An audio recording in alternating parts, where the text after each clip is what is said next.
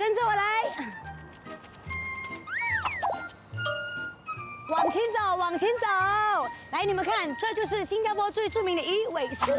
哇，哎，导游小姐，那你知道鱼尾狮的历史吗？不知道。那你知道鱼尾狮有多高、多重吗？也不知道。不知道，什么都不知道还要做导游，难怪你的旅客全部都跑光了，连这龙都不见掉。黄振龙是体弱多病，但是旅客刚刚不是很多了吗？都跑掉了。哎，算了算了，我不要当导游了，我要做艺人。艺人啊！哎，我不要做艺人，我要拍。你不要跟我啦，你走开！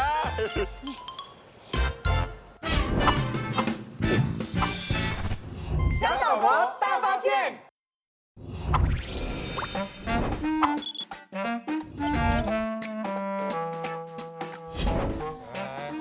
OK， 你帮我拍，来，你帮我拍。Hello， Hello。请问你是？我叫 James，那你是鱼尾狮的亲戚吗？对，我是他的亲戚。哇，看来呢你对鱼尾狮非常了解，所以把这个交给你。哒哒哒哒哒哒哒哒。所以如果我们问你关于鱼尾狮的问题，你应该是可以回答。可以，可以啊，对，我们问第一道题啊。没问题。请问鱼尾狮是怎么叫的？他就是走。现在你听到这个走，这个就是它的叫声。有，鱼尾狮是1、2、3，走。可是更重要问题就是鱼尾狮是男的还是女的？今天就是说，如果我们答得出来，我们就太厉害了，所以我们要 proof 给他看。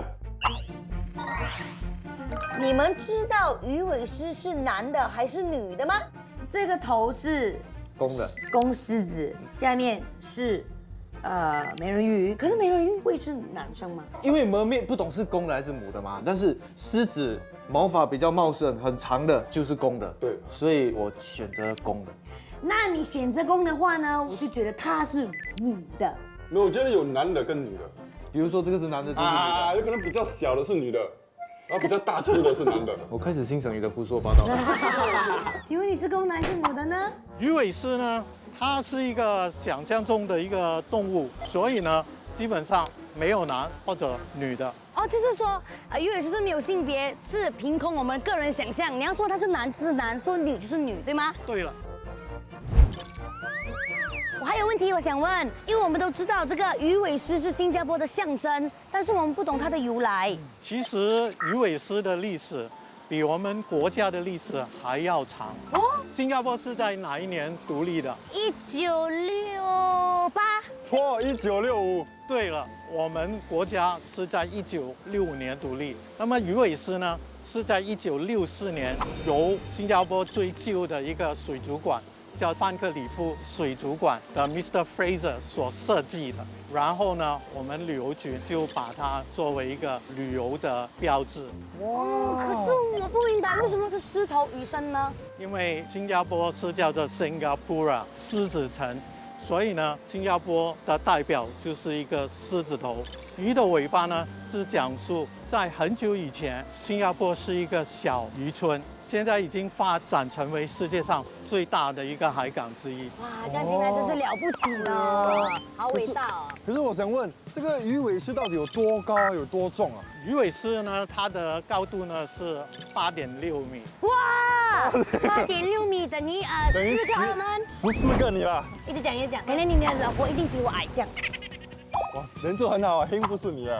OK， 来下一个，那到底有多重？它的重量是70吨。哎，我跟你一样哎。哪里？差不多3个我左右。你看70吨多重嘛？啊？你们有一个比喻，70吨大概有几个大象？还是几个大象？一只大象是3600公斤，那么应该在位于19只大象。哇！3个你等于19只大象。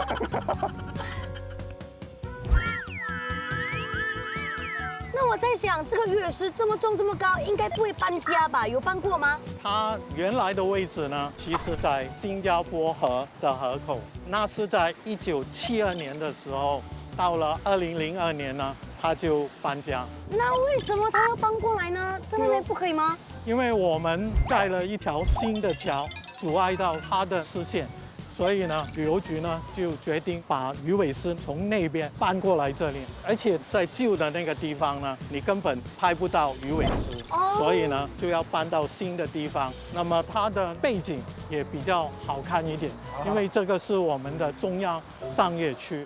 可是你不要一直这样转啊，不然你的背景会给他们看到。除非你觉得你背景很好看啊，是你是可以这样转，跟鱼尾狮一样。可是我想问，他们是怎么把那鱼尾狮搬过来的？它其实呢是先把它套住，套住之后呢就把它升上来，升上来之后就用那个驳船呢过来这边。哦，所以是从那边坐船，过来这边。对，过来这边。就是不能想象哎，应该是一个很大的工程，对吗？对。所以从那边移来这边多久的时间啊？大概2、3天。The original prominent location of the Merlion was eclipsed by the new bridge across the Singapore River. The spirit of change and continuity that has characterized the making of modern Singapore can be seen in its move to this present site. May it also mark a new chapter in making Singapore a major tourist hub. I now have great pleasure to join you in declaring this Merlion Park open.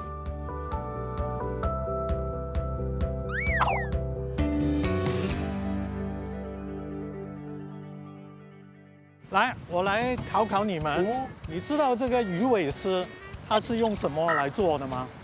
用砖块、陶瓷。这个鱼尾狮呢，是70年代初的时候，我们的一个雕塑家林朗星的一个杰作之一。那么林先生当时呢，除了洋灰、白灰之外，他也用了1麻包的糖，把它融化之后，当着水跟它搅在一起，做了这个雕像。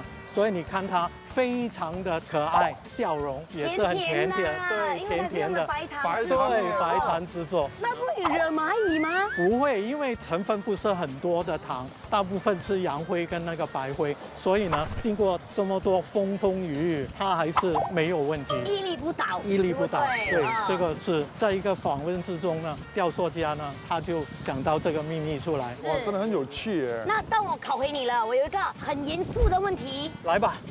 接招！我想问，这个鱼尾狮为什么是全白色的呢？而不是五彩缤纷的呢？因为新加坡很洁白、很清廉的一个国家，所以呢，我们很多雕塑都是白色的。你看到来福士塑像，那个也是白色。我们的鱼尾狮呢，也是用白色来象征着我们的国家。哦。其实我想问啊，那鱼尾狮喷的水有没有过滤过啊？你要喝咩？你问这种问题？一直喷到我很怕。你看我站这边，一直喷到我。你没有听过水为财吗？新加坡就是一个贵宝地，知道吗？新加坡是一个贵宝地，所以呢，你喷到一点水，你是有财气，知不知道？好，对不对 ，James？对，这个水呢，其实就是海水，但是现在我们已经建了一个闸口在那边，那么现在呢都是淡水，就是淡水。哦，太好了。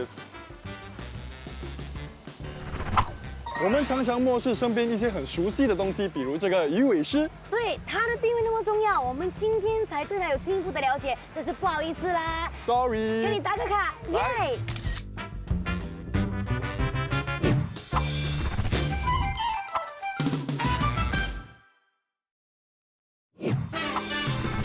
小老王大发现，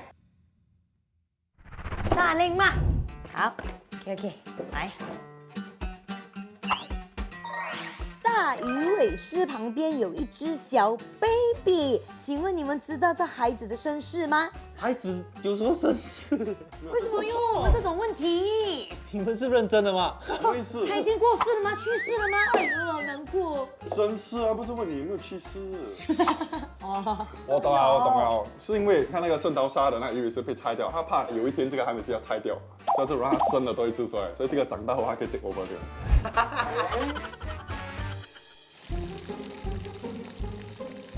哎呀，我怎么会知道你的身世？你的身世你自己最清楚吧？对咯，你不要在那边一直咕讲话嘞。他们听不懂。来，我来跟你们介绍一下他的故事。请说。因为在1972年李资政开幕的时候，当时的旅游局的主席邵仁美博士，他呢就要跟鱼尾狮呢做一个合影。但是呢，在旧的鱼尾狮公园里面呢，只能够看到鱼尾狮的背后，就没有一个真正的鱼尾狮可以一起合影。所以呢，就叫林让兴先生再做一个小的鱼尾狮，放在鱼尾狮公园里面。哦，那我知道了，先有大的，所以才有小的。对了。那这个鱼尾狮也是有用白糖来制作的吗？不是，当时呢，林先生买了很多陶瓷，把它弄碎，然后就制造这个鱼尾狮。所以你再看这个鱼尾狮，它是凹凸不平的。原来是是这样，特别，你看近看，你看它就是陶瓷的表面，然后你看那个大的鱼尾狮呢，是石灰，对，石灰个表面。对。你还有什么要告诉我们的吗？还有什么我们不知道鱼尾狮的秘密？还是你要考我们？不要了哈，不要紧张，不要紧张。还有问题。流浪，那个问题到这边了，问题到这边来，问，有什么要问我们的吗？把你的问题像鱼尾狮一样吐出来吧。咕咕咕咕咕，咕噜咕噜咕噜咕噜。那我八卦一下哦，谁都可以用这个鱼尾狮的元素来作为设计吗？鱼尾狮的版权呢是属于我们旅游局的，所以任何人要制作任何的纪念品或者要它的设计概念呢，都要问过旅游局。我要问过的，不可以乱来哦，不可以，不可以，这是有版权的哦。对了，完全有版权。那只有新加坡才有鱼尾狮吗？不是，在海外你都可以找到鱼尾狮，比如说日本就有2只鱼尾狮。在韩国有1只，在印尼有1只，在泰国也有1只，全世界都有哎。可是为什么那些国家会有新加坡的鱼尾狮呢？因为在很多这种国家里面呢，都有新加坡人，而且新加坡的美食呢也到这些国家，所以他们呢同样的把这个鱼尾狮呢就弄出来了。都是那边制作的吗？还是这里搬过去的？都是在当地制造。哦，从这里搬过去这样，是很多功夫哎。对呀，从自己制作的嘛，很难说吧，是不是？但是我知道这个大的鱼尾狮跟这个小的鱼尾狮，绝对是新加坡制造的。当然啦。那鱼尾狮有没有休息过？就是它有暂停这样喷一下过吗？它每2、3个月呢都有一个维修，因为它是白色，尤其是大鱼尾狮嘴巴那边它会有水痕，所以每2、3个月都要冲凉1次。那冲凉的时间长吗？还是蛮冲短的？凉大概是1个礼拜到10天左右。哇，对，这么久哦，我以为1天可以我。是1个小时这样冲完了。呀，他可能3分钟就好怎么？了。那你这样2分钟啊？这样因为它要把它围起来，然后它再维修，尤其是水喷，不然的话就怕它的水喷不出来。哇，很大工程哎，是。今天真的是学到很多啊，根本都不知道这些。对，平时呢我们只是跟鱼尾狮拍照，今天我们更加的了解鱼尾狮。谢谢你，James。谢谢 James，感谢你啊，那个还给我这个还给你。这个叫什么？大王再不要和尚，快点快点。送给他。谢谢你，谢谢你。谢谢。我要跟小 baby 打卡。哎，人家年纪比你大，你叫他 baby 啊？我要跟小鱼尾狮打卡。人家比你高大，你还叫他小。那我要跟新加坡最著名的吉祥物小鱼尾狮打卡，可以吗？可以。一起拍吧。OK。黄志龙告诉你，我们已经对鱼尾狮非常了解了。你没有来浪费掉。虽然我没有去，但是我也是知道的，因为我在网上已经查了很多资料。太厉害啦！哎呦，风景很漂亮哦。哇，这个问号房啊！为什么问号房会在这边？应该是跟鱼尾狮，不然就跟新加坡河有关。来，我们来看看 QR 码在哪里。随便抽一个这个吧。这个。请问新加坡河有多长？源头在哪里？请问多长？3 kilometer。3 kilometer。哪里可能这么短？你哪里来的一个数据？我读过。真的假的？是吗？在那边。所以是不是3公里到底？来了！3.2。那源头在哪里？那我都不懂啊。结尾在这里，源头就在那里。那我们往下走就懂了吗？3.2公里很快的，来。 OK 啊，那我们就这样走过去哦。慢慢走啊，反正今天天气不错，可以慢慢享受这个美景，还有风景美丽，还可以看到新加坡河。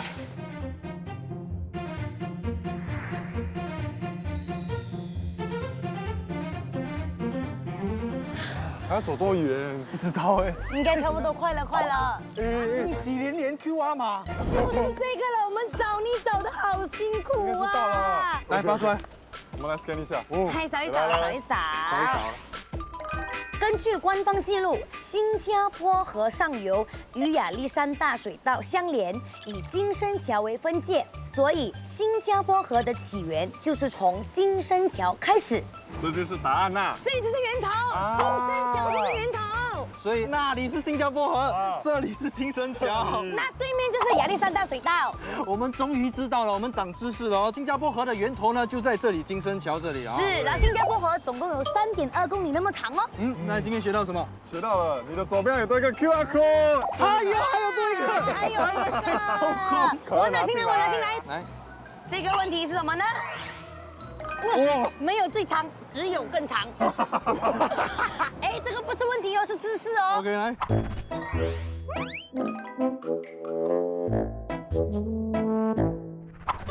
早年的新加坡河地理位置优越，成为海陆交通要道，各国往来的货船都会路经这里，从而带动了新加坡河两岸的繁华。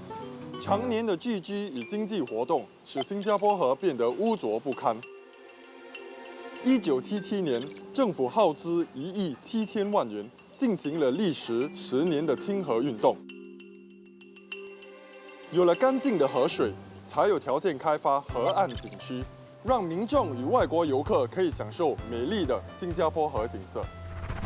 今天我们才对新加坡河有进一步的了解哦。我们又长知识了哦！那我们就跟新加坡河一起打卡吧。新加坡 River， 耶！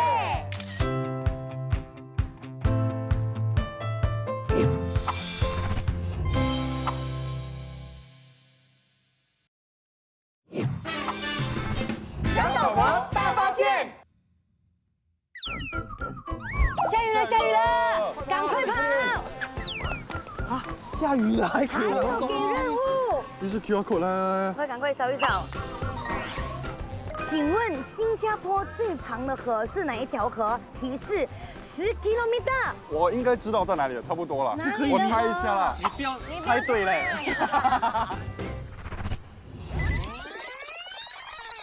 都看到了是吗？没有啦。等一下继续说，你们该看到了。没有，真的没有看到。我们不会演出来，我们看到啊，我们演我们没有看到。我不懂，我在阿嘎的什么冷河啊？不是，答案哦，没有这个，我忘记啊。没有啦，应该是那个什么加什么。冷加冷。对耶，我答对加，我是你答对对冷冷，你答对河。对。加冷河，下雨喽。我看。哎，这边是黄浦区。这边是大巴窑。哦，原来加冷河就是被夹在大巴窑和黄浦区的正中间，我今天才知道哎。可是这个加冷河10公里长，他们应该不会问我们源头在哪里，可是我觉得他们会问这个通到哪里。哎，我有。不要，我不要。你看，还是我最乖，快点来。现在我对 QR 码有一点恐惧。尽管新加坡多雨，但我们却没有足够的空间收集和储存所需的雨水，来满足我们日常用水需求。这导致我们虽然处于热带，却是世界上天然水资源最贫乏的国家之一。目前，新加坡有2/3的面积属于集水区，这使新加坡成为世界上少数大规模收集来自城市范围的雨水作为供水的国家之一。所以，新加坡河、加冷河和黄浦河呢，都是蓄水池的其中一部分。哦，所以是利用这些河流和水道收集这些雨水，然后拎到 Marina Reservoir。对，难怪 Marina Reservoir 是最大的蓄水池。是没错。是的，没错。这样我们就要去 Marina Reservoir。我们不要去什么 Marina Reservoir 啦，那加冷河在黄浦河的旁边吗？我们去黄浦河就好了。没错，Let's Let's go， go，Let's go。啊，黄浦在这边。哇，你们看，这里就是黄浦河。每次使用水的时候，扭开水龙头就有了，从来没想过水源的问题。对啊，我们的土地有限哦，本来是可以用来发展其他的用途的，可是我们的政府呢，选择保留了大面积的集水区，就是为了保证我们有足够的水源。你说的真好，水是非常宝贵的资源，请大家不要浪费哦。水是我们生命之源，请大家一定要珍惜用水。节约用水，人人有责，就在这里打卡吧。耶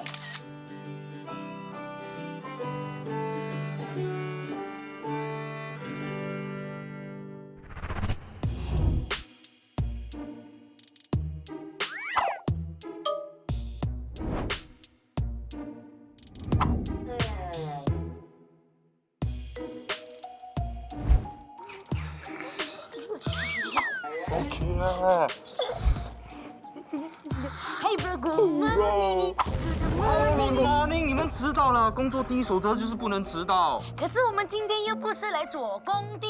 对了，我今天带你们来应征的。可是我害怕，我没有应征工作的经验。你没有不用紧，我有那个 modeling 的经验，还有才华的有。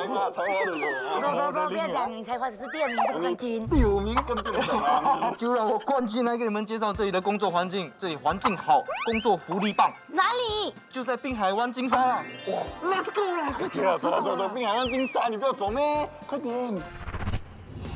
OK， 来喽。理想中的工作场所应该有什么设施？我可不可以有一个很大胆的想法，就是有个salon，因为有时候头很痒嘞，就可以去享受一下洗个头。哇，你们知道吗？洗头就是我们女孩子新的一天，感觉洗了头哇活过来了。或者是可以有那个美甲的也是不错哦，就是偶尔看一面美甲的，一面享受那个头。哇，你的理想工作环境都是给女生女生占优势，男生都没有东西做哦。因为这是我的想法嘛。对，我觉得一个理想中的工作场所要有 sleeping pods。我跟何们的有一点点接近，我觉得睡午觉是可以让自己更有精神，所以我觉得有一个地方可以让员工睡午觉是最好的。一面睡一面按摩，massage，太 massage。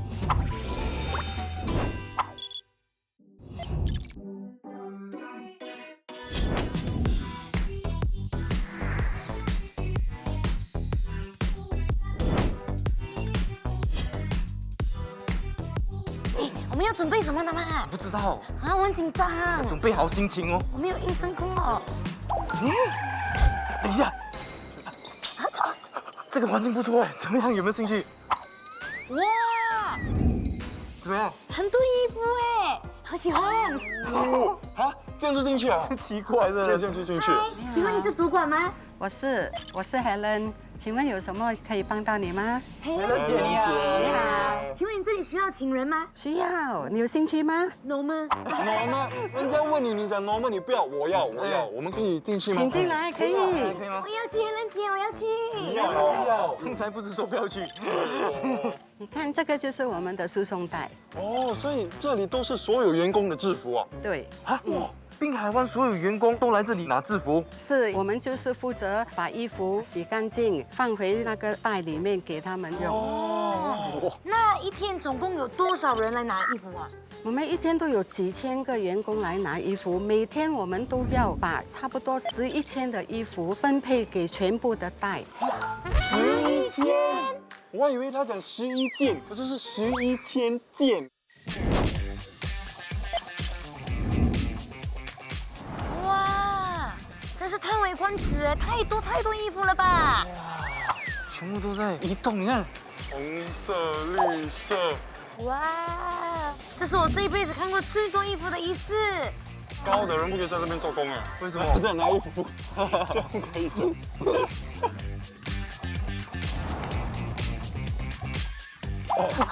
在这边就是全部我们员工的衣服。哇，Helen姐没有阻碍哦，真的没有，他们请你做主管是有原因的。对对对，完全没有因为我阻碍嘞。刚刚好呀，可以通过。你看，可乐，你是不会体验到我们的感受的什，么？你完全不能走直。你看看，还是过得了，这过得了，怎么还还是过得可以了？低一点。还要低一点，还要低一点，需要这么低吗？他们。海伦姐，这里到底有几条输送带？全部有18条啊！我18条那么多，所以说员工他们怎么拿？来，我带你去外面看一下他们怎样拿衣服好吗？哦，你在外面拿跟着我来。对对，就是在外面，因为外面有很多小小的门嘛。对对，等一下，你没有看到一个很熟悉的东西？问号房。嗯，对。去拿。是哪一个？这个。那个大的新加坡球。滴哩滴哩。好，猜猜这是什么？就是那个放钱的哦，那个。对啊，保险箱啊。不是啊，保险箱有密码的，这个都没有密码。有可能是信箱。我真的不懂哎，可能真的有按摩。是吧？然后可能他们可以去洗澡啊，然后这些就可以放他们的衣服啊，或者是有按摩，他们要换那个按摩的袍，然后就把自己的衣服放进去。我不知道，我随便猜的，有可能 maybe。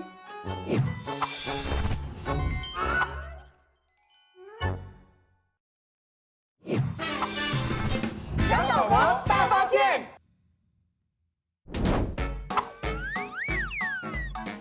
终于见到你本尊啦！哎，这个就是我们在问号房看到的照片。我们答对了吗？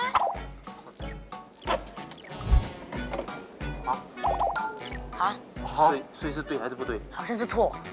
这样拿，我根本都没有看到他手上拿到什么。看到什么？他就不就完了。我们问 Helen 啊。啊，对啊。这是什么？就是我们丢肮脏衣服的地方。丢肮脏衣服？对，其实我们懂了啦，你看一目了然的这个字在这边。但是我觉得很棒哎，因为他们下班就可以把肮脏的衣服脱下来，然后就让你们。对呀，你回去就可以直接休息，不用洗衣服。而且不止哦，还有水洗、干洗，是不是？有分类到那么清楚啊？对呀，因为干洗的衣服你放在水洗的地方就会洗坏。哦，干洗，比如说外套这种嘛，对吗？对呀，因为我们是拿去洗衣厂洗的。哇，这么好啊！对呀，所以应该考虑要不要在这边做工啊？哎，讲小声一点呐，我有 contract 的。海瑞姐，这个是不是古董？不是，这个是新的。新的。每次都有人家丢衣服嘛，它的气当然是会有一点掉了。明白了，明白了。我们每3个月就是会做一个 maintenance 的。他跟我的脸一样啦，有 maintain 还是磨冰啊？来，你们跟我来，这里就是员工拿衣服的地方。哦，进去里面拿，我进不了哎。这门简直为我而设的嘛！你看，不只是你不拿，我们两是，个。这个是为我而设的。生气了，生气了。所以只有你可这个是拿以进去拿。衣服的，不是给你进去的。啊，拿衣服的怎么拿？不是的，那个门会坏的。你要你的卡在这边 scan， 你看这里有个字，叫你等一下，你的衣服。This way。OK， 差不多要多久时这个间？ 30分钟。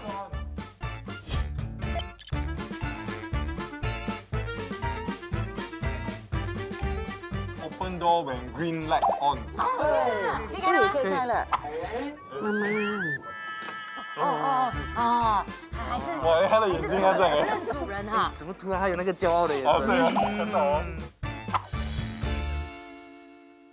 你看他的手，这个没有的就是你的衣服。说你每天来上班都是同样的门、同样的地方拿你的衣服。同样的号码吗？对，真的很方便哦。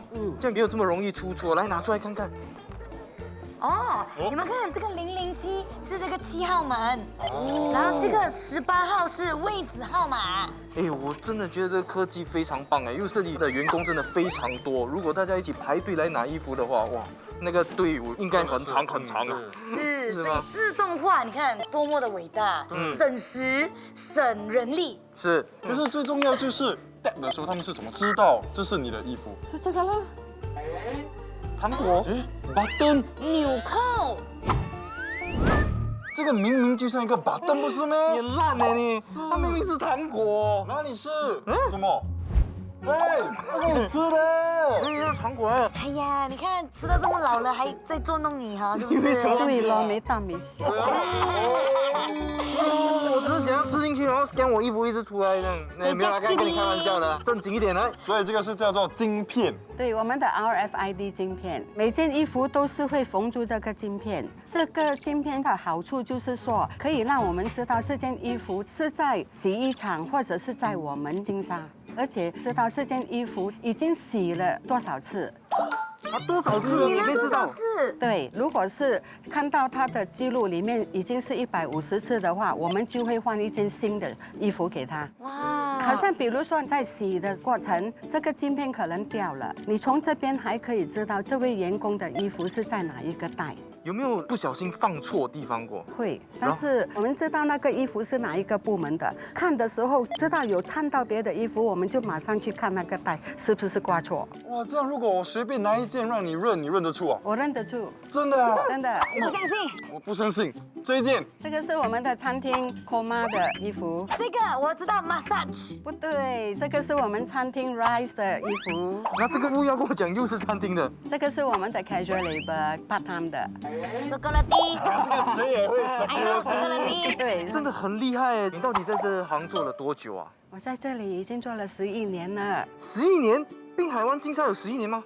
我是在滨海湾金沙还没有开之前来的，之前你进来有什么时间？有什么没有开你进来干嘛？来开这个部门哦。哇，所以海伦姐是开国元老。哇，这11年其实真的不容易。你在这边做工应该很开心吧？对不对？对，我在这里很开心，因为我们在这里已经像第2个家，而且在这里我们的老板都对我们很好，福利也是很好。工钱也是很好啊。对，哦，这个讲对了。所以我今天带你来这边应征吗？Helen姐，你觉得他们2位适合这里什么样的工作？可以啊，我带你来看一下我们的制服，看你对哪一份工作有兴趣。我们还有的选呐因为喜欢制服而选工作，第一次听到，好有兴趣。 ，so good。Room service，Hello。你猜猜我是什么？我是倒他的，这有差别吗？哦，没有茶杯，但是你可以倒在我口袋。我叫我的妹妹过来了。大家好，请问你要咖啡还是要茶？要不要加奶呢？要不要加冰呢？不然我们加个 Facebook 啊。我看你长得一表人才，你最适合做前台的工作。你去吧，去吧，我们要不要给我 GoPro 拍我换衣服吗？不需要，不需要。没有人想看。哎，何门好没有？这样久是太紧啊。穿不了就不要勉强，勉强没有幸福，OK？人家讲我一表人才哎，难得哎。什么叫客套话不会分嘞哦？像人家一直讲我很高嘞，像林志玲。这个才是客套话吧？什么叫林志玲？其实不合身也没关系的，因为我们有裁缝师可以帮他们改到合身为止。明天早上你们一来上班就有衣服穿了。哇，效率那么快！所以就是我被录取了，我今天来试衣服，明天上班就直接有衣服可以穿了。对，而且是合身的衣服哦。我厉害哦！所以何门合身了没有？好了好了，欢迎欢迎，郭坤耀。来。是蛮帅的啦，就因为他高嘛，对不对？但是他的腿有一点短，但是我觉得那个架势还是有在的。那比例不对了。但是那个脸还是蛮帅，他不要讲话就很帅了。是，我觉讲话就得。哇破功，我觉得嘴巴又大。对，他不要笑，他不要笑。你看是不是不要讲话？因为一讲话就破功了。是，我以为他要把我们吃掉，你看他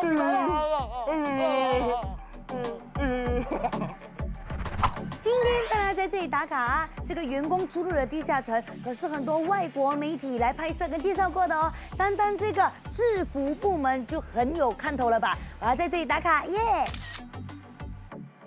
Helen 姐，谢谢你的一番好意，可是我觉得这个 front desk job 不适合我。海伦姐，虽然我很喜欢这里的衣服，但是我觉得我胜任不了这份工作。哟，海伦姐啊，这里有没有其他的工作可以适合他们2位的？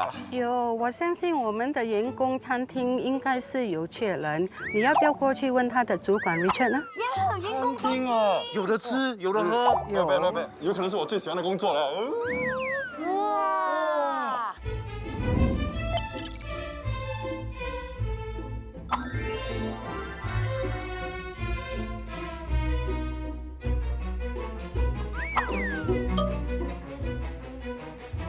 哇，所有人盘上的食物都那么丰富哎！我跟你们讲，这份工作是我的，你们不要跟我抢啊！没有人会跟你讲，但是要看你有没有实力啦。Richard 要不要请你还是一回事啊。不是说我看不起你呀。嗨，中午好，你们好，我是 Richard。哦，你们吃饱了没有啊？还没有，我们不是来吃的，我们是来找工作的。我们一起去看我们的午餐吧。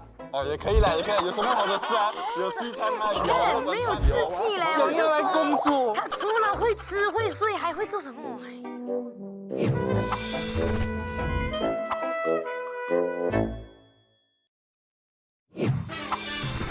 小岛王大发现。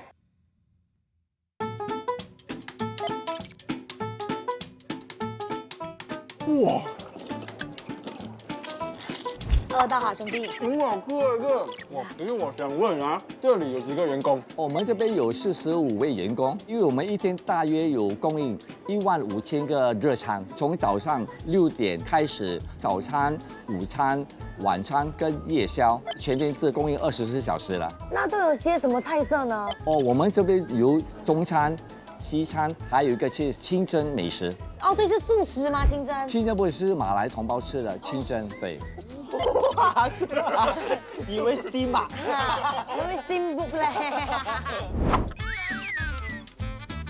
除了之外，我们还有沙拉，还有提供一些面包、热饮跟冷饮啊，全部都是免费的。不用还钱，不是啊，只要我有 Staff Pass 就可以吃了。对呀、无次数的可以来吃啊。哇，这里可以一直吃。可是每天一样，你会吃腻的啦。对呀、我们每天不一样啊，啊，就是每个星期每一天都是不一样的菜。每天都不一样。我们是每季度都会换一次菜单。他讲到我流口水啊，我吃完都在流口水。你不要一直吃，你们就是只懂得吃喝玩乐啊，你们都没有注意到，其实我在吃的时候我就发现到一个东西，发现什么？你看那个，像不像我们文浩房看到的？对不对？哎，我们过去看，仔细看一下。这个啊，confirm， 1、2、3，可以来。猜照片中的荧光屏有什么作用？我感觉它是一个看戏或者是看电影让你放轻松的地方吧。可是我觉得不可能那么简单，这样就问这种问题，那你可能而且我觉得，如果他在播热播的电影，啊，两个在看电话干嘛？现在都是这样的吗？去电影院也是会有人玩电话。有我 zoom in 到很近哦，我看到他们这边有一些问题，他讲 How much time have you spent under the sun today？ 然后另外一个是什么什么 internal body clock？ 如果是这样的话，就绝对跟睡眠有关嘛，对不对？因为他不可能旁边连了一些无关紧要的东西，所以他们是轮流要去睡觉嘛。吃饱去睡觉，所以他那边会你拿号码，然后等你的号码，然后我们来叮咚，到我睡觉了。Richard，这是什么？哦，这是灯箱传奇，有3个模式。早上的时候，它会慢慢的亮，给我们心情舒畅；在中午的时候，它会阳光灿烂，激励我们的心情；傍晚的时候呢，它会慢慢的调低，让我们心情很安静，可以慢慢享受我们的美食啊。就跟着时间，然后好像外面的阳光一样。对，因为我们在底层嘛，所以让员工有这种感觉。所以是只有早上、下午和傍晚，晚对上没有。晚上没有，晚上早上早上都没有太阳，晚上看看星星也是很好吗？一闪一闪亮晶晶。有没有星星的？哦，没有。哦，但是这个阳光会不会晒黑？哎，你问这么奇怪的问题，我要问一个吗所？以你今天 interview 他觉得怎么样？如何？觉得可以，只不过呢，我们暂时这边没有空位，我建议你还是去我们的花房找 Rose 吧。为什么？我在这边做工了，这个福利这么好没有。办法，福利好，所以大家真正要做啊，是不是？是所以你排队，请排队对， ，OK？反正你这么爱吃，你去花房可能可以变花痴嘞。我们去找他，走走走，快走吧。谢。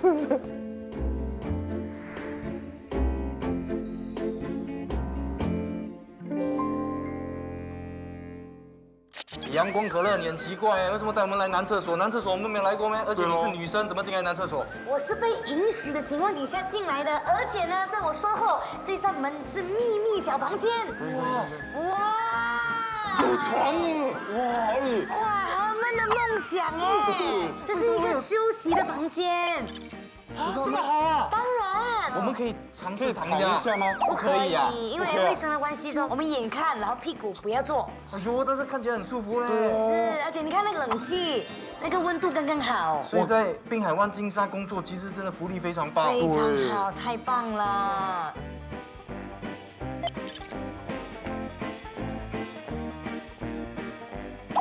花房在哪里？知道。那有花哎，真的哎，我要去送花，叫我们跟着他不就对了？看到看到。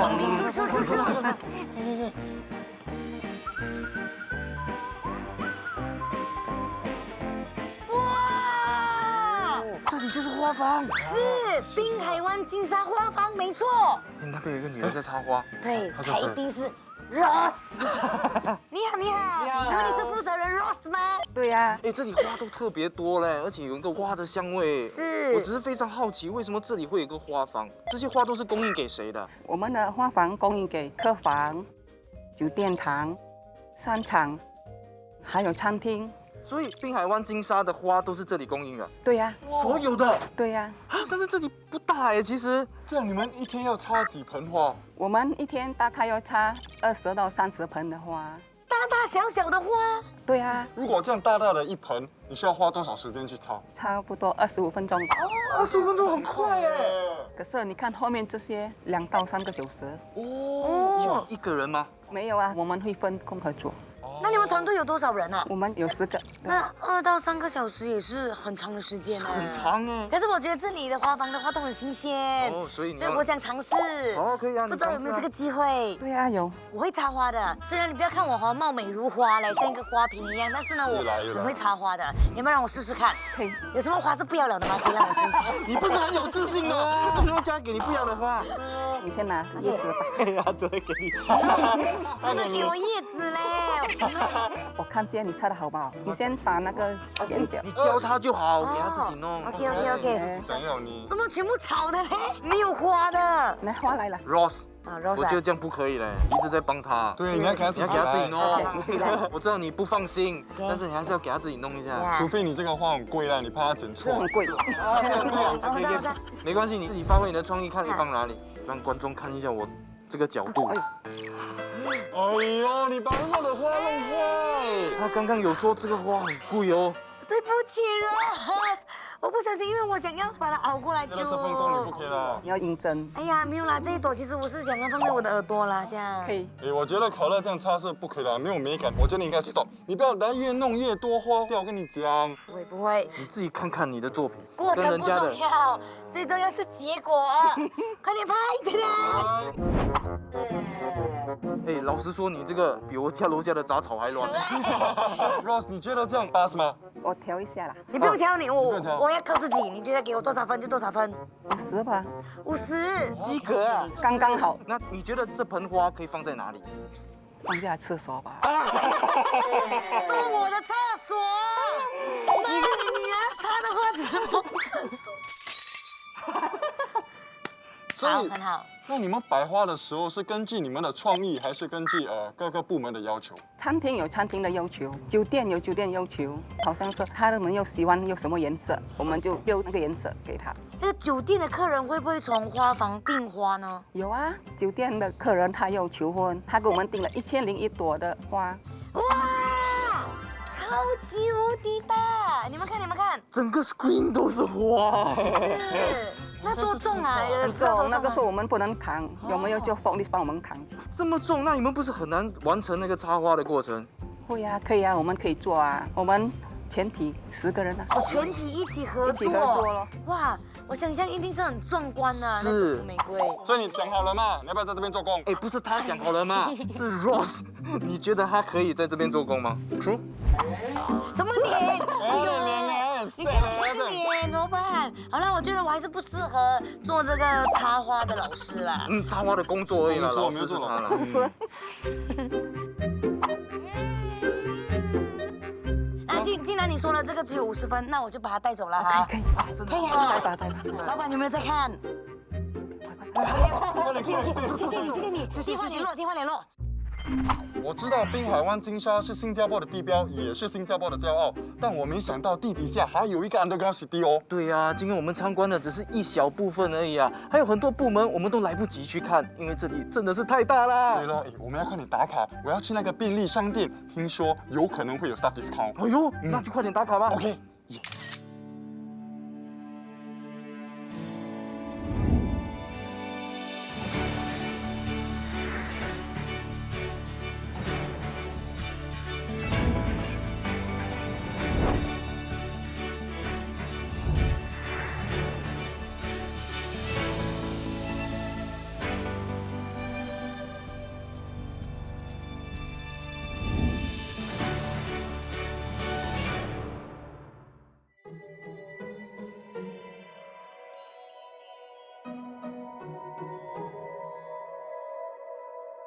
我一直以为我对新加坡的事物有一定的认识和了解，做了这个节目才发现到我知道的太少了。